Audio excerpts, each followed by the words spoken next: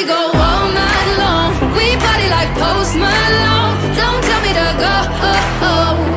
Yeah, we are never ever going home.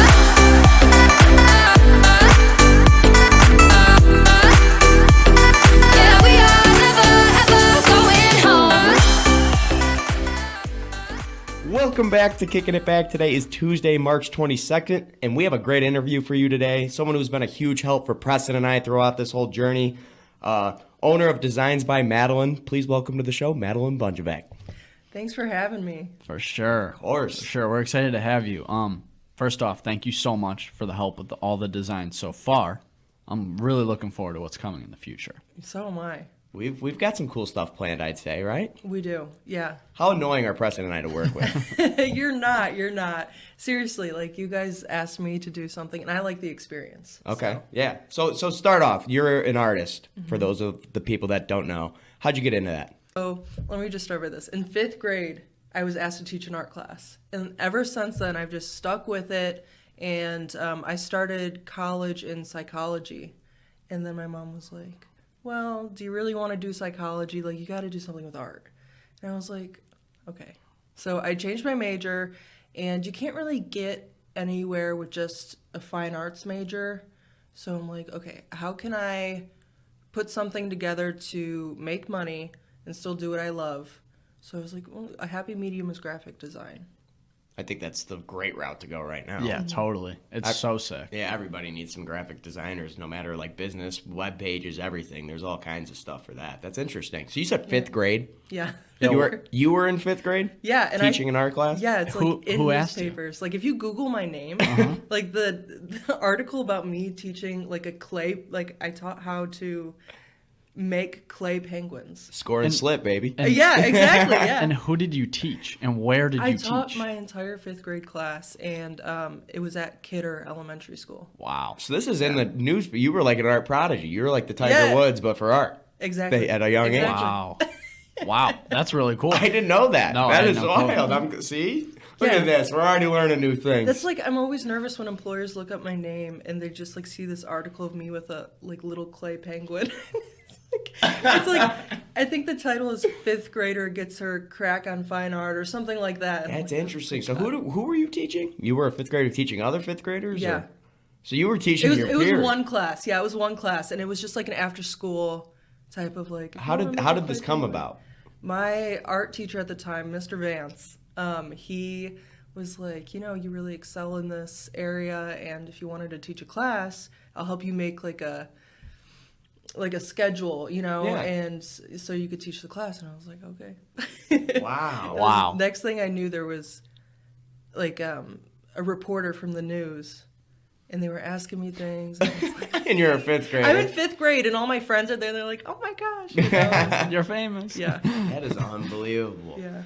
All right, so then we'll go back to, you said you're at school, you're doing art. I'd say there's a stereotype, kind of like what you said, that like you can't really do much with an art degree. Like even on TikTok, you see like the TikToks where they're like, what's the most pointless degrees? And the kids are like, I don't know, probably art. Like, yeah, exactly. So like you said, you try to find a different way to go about that. Tell us a little bit about that, like the path you're trying to go down with that. So, I don't know. I've never been really good with there's painting, there's pottery, there's so many different types of mediums you can go with, and there's so many, like at Ohio State you go into fine arts and then you kind of specialize, so you don't really go like you don't have a ceramics major, you know what I mean, like you have a fine arts major.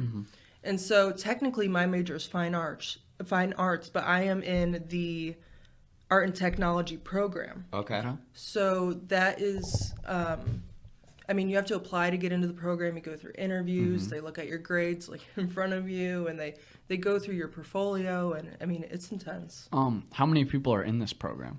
12. Wow. Only 12. And it's limited to 12, or is that just how many people are in Limited there? to 12. Wow. So I think 200 people applied, so and 12 get in. So congrats. Thank That's you. fucking awesome. Yeah, that is Thank you. What happens if you were to not get into that? What do you do? You have to pick a different specialization.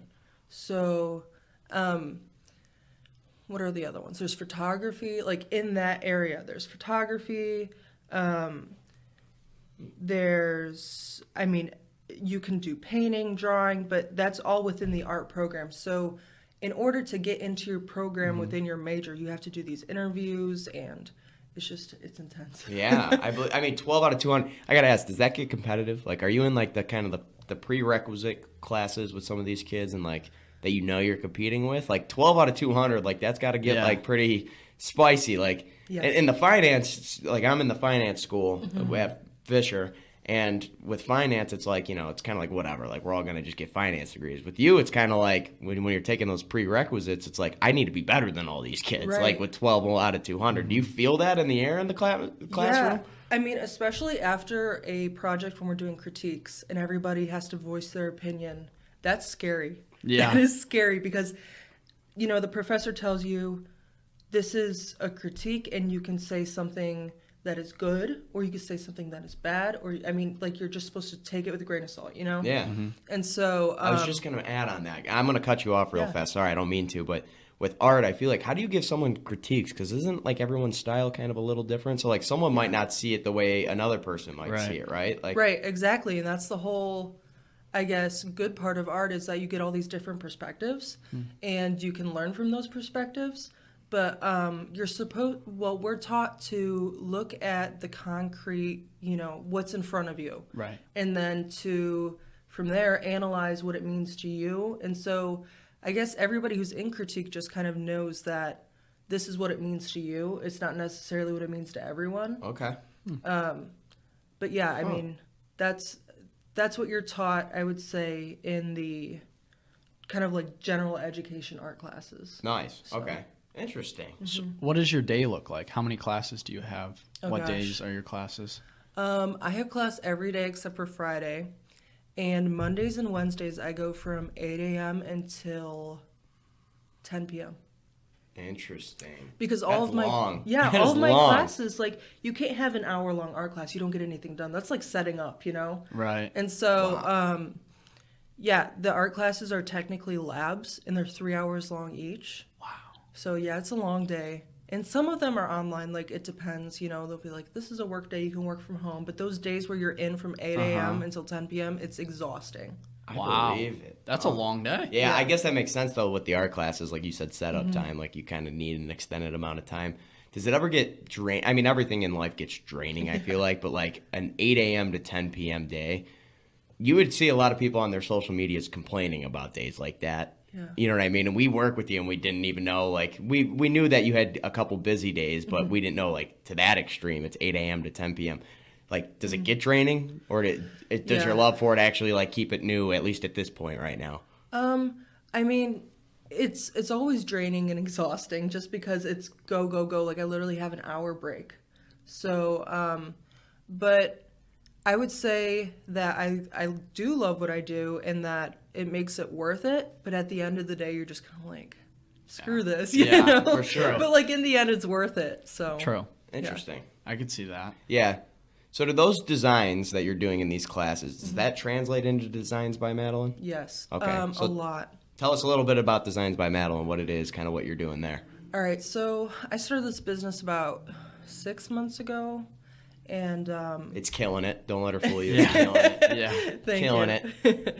Thank you. So, I started about 6 months ago, and it's basically an apparel and accessories shop, online shop that, I put products onto it, and I create all the artwork and use a print-on-demand supplier. And, I just put my artwork onto products and hope that people like them. That's awesome. Yeah, I mean, that's what you're trying to help us with, though, is trying to help us make stuff. We reached out to Madalyn. We needed some help with our merch, upcoming merch and whatnot. We're trying to get into that.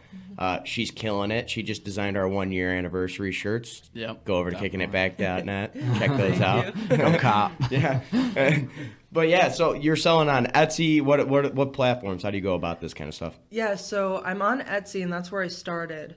Etsy has really been like the base, the foundation of my shop, and that's how it started because I was doing it for fun at first, Right. I was just like, how cool would this be? I figured out what print on demand was, and I was like, okay, let's try this.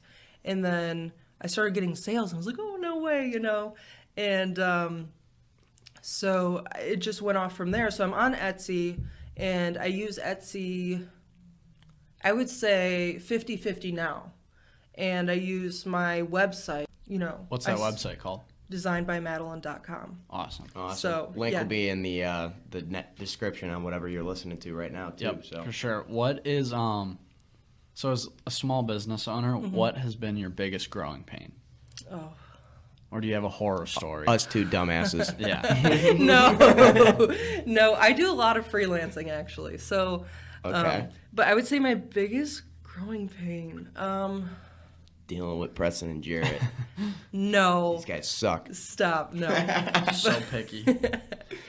I would say just, I don't know if it's a growing pain, but just trying to balance school and life and my business, new products, new this and that, marketing, social media, like all that. Right. Especially with my, my long classes. I have a dog. So taking care of the Right, dog yeah. is a lot of work. For sure. But yeah, I mean, if anything, that's the thing. That's the hardest part of owning a Yeah. business. Has your shop ever been shut down for a period of time or anything Yes. like that? Let's hear that story. Yeah. She's laughing. So I just didn't even think about taxes. Okay. Yeah, as a small- Because like through Etsy. You Yeah, learn. a new business owner, there's shit you forget all the Right. time. Right, and I just, what Like your I was- taxes. Yeah. during midterms, that was like the last thing on my mind, Right. So during midterms, I took a little break from posting new products, and I was just keeping up with orders, and all of a sudden, 200 products are like off of my Etsy shop, and I put all my products on there. Like my products line up with my website, and so I got real mad, and I kind of sent like not a nasty message, but like a what the heck happened, Yeah. to the Etsy support team, because that's the only way you can get a hold of them is through email. And I was like, what's going on? 6 months of work is just gone. Yeah. And so they emailed me back, and they're like, you just have to turn in your tax form and we'll put them back up. And I was like, okay. So I did that right away, and like literally within seconds, they all just popped up. Wow. It was a sign of relief. Oh, I It bet. was, it was like, oh my God. Oh gosh, I couldn't imagine it. Just like I would imagine be going so on and pissed. kicking it back and everything's just gone. Like that's the way you got to look at I'd it. be sad. I'd be really sad. Well, it's the thought of like all of your work Right. and like your products that like my heart dropped when I saw that, because everything connects. My website connects to Etsy. Yeah. So that means some parts of my website are down, and it's like this is gonna take a month to rebuild. Right. Yeah, for sure. And so it was super scary. But What's the best like marketing strategy for your products? Like, is it all social media, or do you try to like? Is there ways to buy ads on Etsy where like your products kind of pop up first? Like, how is someone finding your product? Just like, like a random Joe Schmo from Wyoming. How is like Designs by Madalyn popping up on his screen? yeah, so I pay for Etsy ads, and basically if somebody wants a new phone case or sweatshirt, I have to type into my listing of that product, this is what this is the correlation. It's a sweatshirt. I might put down trendy, because people will search like what's trendy right now, Yeah. Okay, And so tags almost. Yeah, tags, and you're only Okay. allowed to add 13 tags to each Okay. listing on Etsy. But and then from there, if somebody types in phone case, mine will be right there. Yeah. Yeah. And so that's how I think I looked the other day. It's like 65% of my sales comes from Etsy. It better. Yeah. If you're paying for ads. After they took all that down, they better. Right. Right. So but I pay $5 a day, and that is automatically paid for. So it's nice that nothing is coming out of my account. Etsy will just kind of keep my sales in for a week and take out of there. Okay. So Nice. yeah, it works out good. Yeah, I was gonna say that does work out well. I was curious on that because like I feel like that's our biggest problem is like people are like, oh, where do I get your hoodie? And it's like, oh, you got to go to our website, and like at least you have the option You're of like, like where's your people buying. website? Yeah. I do want to get some actual hoodies. I haven't even bounced this off him, and I want to go take them to like a Goodwill or something. And I want to I don't know, and I want to see if people like buy them there. Not that we that would get be the a cool money, but I think experiment. I think it'd be cool to like see if like we get some random people like wearing our hoodies because they see it and they're like, oh, this is cool. I don't know. Like, What about like Plato's Closet? We can make money off of it, and someone else buys it. That's great, but I was thinking about that. I'm like, that'd be cool because like that at least gets you into like Right. it would cost you some money, but it's just like a giveaway or something. I'm like, in this way, like someone else buys the hoodie, and if they bought it, they clearly like it enough, and if Right. you label it the right way, they'll know what it is. Exactly. True. Yeah. For sure. All right, so then we got our idiots come into your life. We're like, hey, we have some stuff where we want to bounce off you. You're like, oh, I need the help. Like, I want Yeah. the work. You Yeah. jump in. Now you got to deal with us for a little bit. For as long as until you say, I mean, now the interview's here, so we might never hear from you again after Tuesday. We should have dangled that Yeah, I over was our gonna head say- for I a was little gonna bit say. longer. But so we walk in. How does working with other people? Like, do you do that stuff for businesses? Like, are you open to working with businesses? Like, how does that? If someone's listening right now and they're like, man, I want to start designing some shirts. I want to start doing Yetis. I want, a logo even. Would you be willing to do that? How does that work? Oh, absolutely. On my website, I have a contact form. And so, I mean, right now, you can do so many jobs at once when you're a freelancer. Yeah. This person might want a logo, this one a website, this one apparel. So, I've done so many salon logos. Okay. That's my number one. Salons come to me for logos. And I'm also doing a construction company that's located in Chicago. So it's nice because everything I'm doing is online. So once the files are sent over, Yeah. then that's it. Right. I just have to send the files over Yeah. and log my hours, and I get paid hourly. Or sometimes it's by the job. It depends Right. on what it is and who it is and, For sure. what we work out. But, I've done more logos and business cards than I would say websites. Nice. Interesting. So you do website design too? Mm-hmm. Nice. Yeah.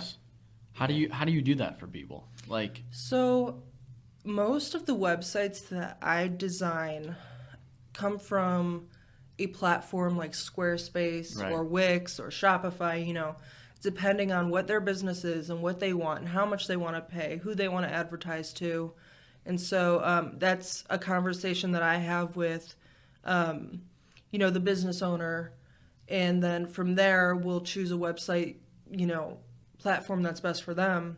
And then I'll go about designing everything. I get all the information. It's basically just like, I don't want to do this. I don't know how to do this. Can you do it for me? right. And to kind of have that artistic eye, to make everything cohesive on the Yeah. website. I mean, your website clearly has all that, like the aesthetic to it. Like, Yeah. if you're on your website, everything kind of flows together. It's like, it's very. She was talking about our products, and she was like hinting, like, because she didn't know that we had a spot to sell them, and she was like basically hinting in a nice way, like, these aren't going on my website. And we were like, oh yeah, we know. No. But yeah, no, that's interesting. So how often does it? Is it happening regularly now where people are trying to reach out to you to have you work, or is it still a growing pain phase and you're more focused on the Etsy kind of stuff?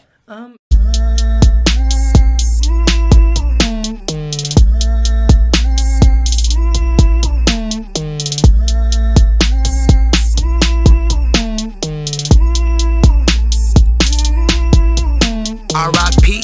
Willy Wonka, watch the roof come off. I pull up in that candy paint, call it